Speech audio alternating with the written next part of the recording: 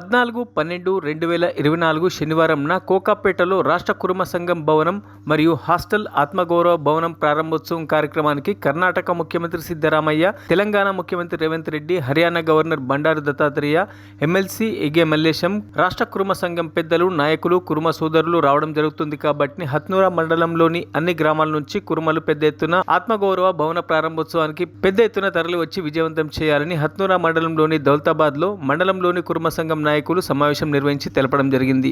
ప్రతి మండలం నుంచి మేమేమనుకున్నామంటే 2000 మంది కుర్మలు బరాబర్ వస్తారు. ఇటు మహాసభకు 5 లక్షల మంది వస్తారని ఆశిస్తున్నాము.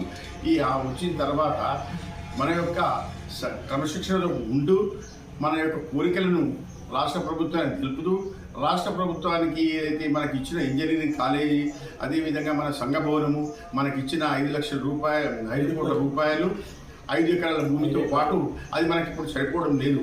దాంతోపాటు ఇంజనీరింగ్ కాలేజీకి మనము ఆల్రెడీ అలాట్మెంట్ చేసుకున్నాము. ఇప్పుడు మనకు కావాల్సింది ఒక మెడికల్ కాలేజ్ కావాలి, అదేవిధంగా ఒక గురుకుల ఇంగ్లీష్ మీడియం స్కూల్ కావాల్సింది. ఎందుకంటే మన పిల్లలకే కావాలి. మన పిల్లలు చాలా వెనుకబడి ఉన్నారు.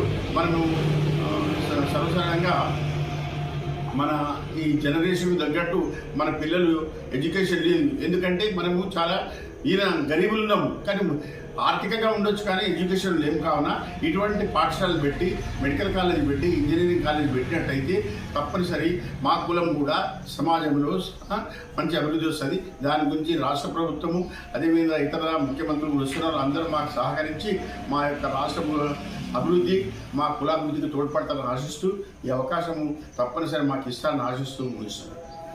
మరిన్ని అప్డేట్స్ కోసం మా ఛానల్ని సబ్స్క్రైబ్ చేయండి.